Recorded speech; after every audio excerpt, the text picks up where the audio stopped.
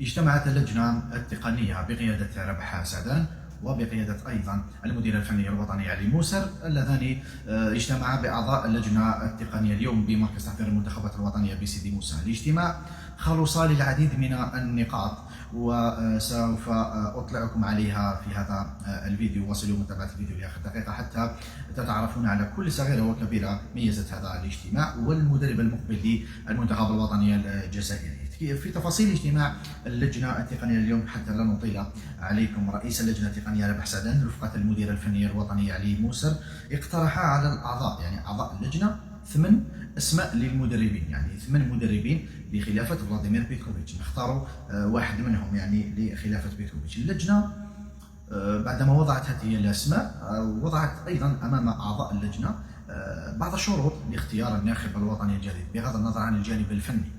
النقطة الأولى ولا الشرط الأول أن يقبل المدرب العمل مع طاقم محلي بقيادة عنتر يحيى، هذه كشرط أول. الشرط الثاني أن يكون راتبه يساوي أو أقل من راتب بيتكوفيتش.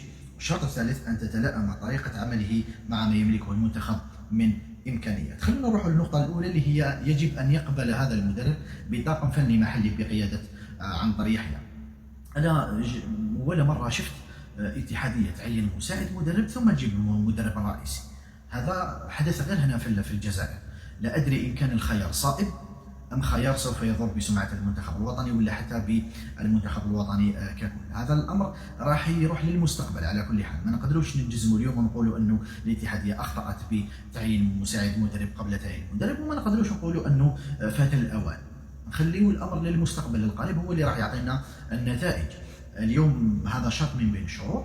الثمانية هذوك اللي المدربين الأسماء الإسبان اللي كانوا على طاولة اللجنة التقنية اليوم، 5 منهم يرفضون تعيين مدرب من قبل الاتحادية، يحبوا يجوا يعملوا مع الطاقم المساعد، الطاقم الفني المساعد، وهو الامر اللي خلى القائمه تتقلص الى 3 اسماء. وراح نعطي لكم 3 اسماء ولو انه اسمين فقط مش 3 اسماء لكي نقولها بكل صراحه. راح نعطي لكم بعض الامور ربما لاول مره حتى تكونوا في الصوره وتعرفوا ايضا كل التفاصيل المحيطه بهذا الموضوع. النقطه الثانيه ان يكون راتبه يساوي او اقل من راتب بيتكوفيتش. ربما الاتحاديه ادركت انها تعطي اليوم المدرب اعلى راتب في افريقيا، وهذا الامر شكل عليها ضغط، وهذا الامر دار لها ايضا مشكل في فسخ عقد فلاديمير بيتكوفيتش، الامر اللي خلاها تفكر في طريقه اخرى من اجل تامين راتب اقل من راتب فلاديمير بيتكوفيتش. وهذا فيليكس سانشيز كان عنده 5 مساعدين، ولو انه راح نستبق الاحداث. خلونا نروح للنقطه الثالثه بعدين نروح لفيليكس سانشيز. ثالث النقاط ان تتلائم طريقه عمله مع ما يملكه المنتخب من امكانيات. هنا راي اللجنه الفنيه، لا راي اللجنه التقنيه، اعطوا لهم راي فني ما يخص المنتخب الوطني وما يفيد المنتخب الوطني اليوم من بروفايل لكي نؤمنه كناخب وطني نروح معه بعيد في الفتره المقبله. هنا كان راي اللجنه التقنيه، هذا هو الراي الفني. اما الشرطين الاول والثاني لا يخص اللجنه التقنيه. كيف لمدير فني رفقة رئيس لجنة يعطيو شروط خارجة على الإطار الفني؟ أنا لحد الآن والله هذا الاجتماع دائما ما أنتقده من فكرة أنه كي دير الاجتماع عليك أن تحسن إدارة ذلك الاجتماع. ما تقدرش اليوم تجيب فنيين وتقول لهم صبروا عينوا مدرب ما لازمش يدي راتب أكثر من بيتكوفيتش. اللجنة ما عندهاش رأي في هذا الأمر. الامر تاع المال، الامر المالي خارج على الامر الفني، النطاق الفني. ما يقدروش اليوم يتحدثوا من منطلق اقتصاد، من منطلق مال. هذا الحاجه الاولى. الحاجه الثانيه كيفاش تهضر مع اللجنه تقول لهم اختاروا لي مدرب ويجب هذا المدرب انه يعمل مع طاقم محلي احنا نديروا. هذا الامر ما يقدروش يفيدوك فيه اللجنه التقنيه. اما النقطه الثالثه ان تتلائم طريقه عمله مع ما يملكه المنتخب من امكانيات. لا تقدر تفيدك اللجنه التقنيه لانه رايها فني بحت، بعيدا عن الامور الاداريه، بعيدا عن الامور الماليه. ما لازمش نخرجوا عن النطاق، ما لازمش نميعوا ذلك الاجتماع ونخليو وسائل الاعلام ولا حتى النقاد يطيحوا على اللجنه ويقولوا انها عينت من اجل التعيين. وجب ان تحترم هذه اللجنه بما انها تملك من الامكانيات كمدربين سابقين، ولا ربح سعدان راهو شارك في 3 مونديالات تقريبا، يعني عنده باع ولو انه يتعرض للانتقادات. ايضا الطواقم او الاعضاء اللي حضروا من دي تي اس والعديد من الشخصيات الفنيه البارزه عندها راي فني يحترم. ما تقدرش اليوم فني تسقسيه سؤال على امور اداريه. لكي نحط النقاط على الحروف. اللجنه اختارت كل من فيليكس سانشيز مدرب المنتخب القطري واللي هو الاسباني فيليكس سانشيز مدرب المنتخب القطري السابق كخيار اول، طون سونتيفي مدرب مالي كخيار ثاني، واللي راه يقول انه بينيتاز ضمن الاختيارات، بينيتاز خارج الاختيارات، وضع كاسم رنان فقط باش كي تسمعوا الاذن حاجه كبيره. بينيتاز ماهوش ضمن اللجنه. علاش؟ راح نعطيكم علاش. رافائيل بينيتاز غير مرشح تماما، لانه طالب بجلب طاقم فني مساعد مكون من 11 مساعد، وبالتالي يرفض العمل مع طاقم فني مساعد من تعيين الاتحاد الجزائري لكرة القدم. لماذا نضع اليوم رافائيل بينيتاز؟ لماذا نضع رافائيل بينيتاز بما أننا عينا عن طريق يحيى ودرناه كشرط أساسي من أجل اختيار الناخب الوطني الجديد؟ لكي نكون صراحة يا ناس، رافائيل بينيتاز تجيبه يعمل في المنتخب الجزائري ودير له طاقم فني مساعد، هذه ما تركبش بالعامية. كل الناخبين الوطنيين اليوم ولا المدربين بصفة عامة يملكون طواقم فنية مساعدة. ربما حتى هذا فيليكس سانشيز لو يجي اليوم للمنتخب الجزائري راح يجيب الطاقم تاعو معاه ويقول لهم معليش عن طريق يحيى مساعد اول، لكن عندي محلل الفيديو تاعي، عندي المساعد تاعي، عندي بزاف يعني الطواقم الفنيه اللي نقدر نجيبهم يعملوا معايا. اما عن طريق يحيى فهو مساعد اول، اوكي معليش عيني في البطوله مثل ما كان نبيل نغيز.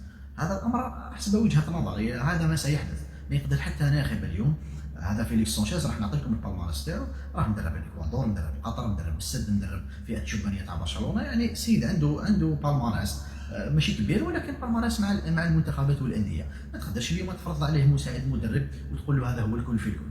هو يقول لك اوكي معليش جيبه، لكن انا عندي طاقم فني نجيبه يخدم معايا، مولف نخدم معاه نحقق نتائج ايجابيه معاه.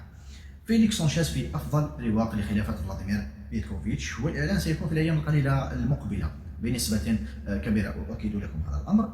هاجس اللغه، هنايا مربط الفرس في القضيه ككل، لاننا عانينا من مشكل اللغه مع فلاديمير بيتكوفيتش. ارتكبنا خطا بتعيين بيتكوفيتش الذي يتحدث الايطاليه، ما يتحدثش الفرنسيه، ما يتحدثش الانجليزيه جيدا، عنده مشكل مع اللغه، عنده مشكل تواصل مع اللاعبين، بروده الاتصال بينه وبين اللاعبين خلات الامر نشوفوه على ارضيه الميدان. منتخب غير محارب مع انه اسمه محاربي الصحراء. هاجس اللغه غير مطروح وفق اللجنه، ماهيش وفق قراري انا، وفق اللجنه.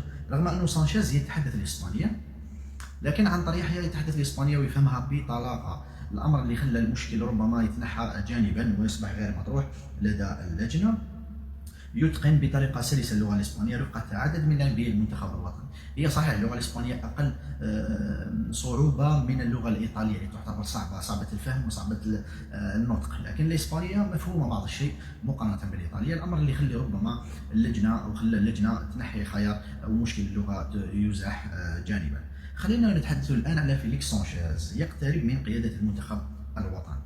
الاسباني فيليكس سانشيز من ابرز المرشحين اليوم لتولي العارضه الفنيه للمنتخب الوطني. مسيرته التدريبيه مدرب في فئات الشبانيه لنادي برشلونه من 96 2006، 10 سنوات كمدرب في فئات الشبانيه لنادي برشلونه يعني لاماسيا. انضم الى اكاديميه اسباير في قطر، درب المنتخب القطري لاقل من 20 سنه من 2013 الى 2017. يعني تقريبا الاسامي اليوم اللي راهم اليوم في المنتخب القطري الاول كانوا تحت اشراف مدرب المنتخب القطري لاقل من 23 سنه، يعني الاولمبي من 2017 ل 2020.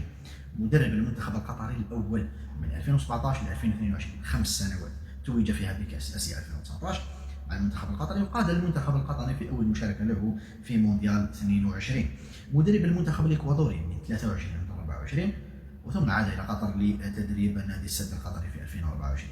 يملك خبره في مع المنتخبات وخاصة بعد تجربته الطويلة مع الكرة القطرية. راتبه سوف يكون يتراوح ما بين 100 و 120 ألف يورو شهريا مع الطاقم المساعد اللي كان معه. كان عنده 5 أشخاص من الطاقم المساعد، 5 مدربين أو مساعدين مدربين إسبان.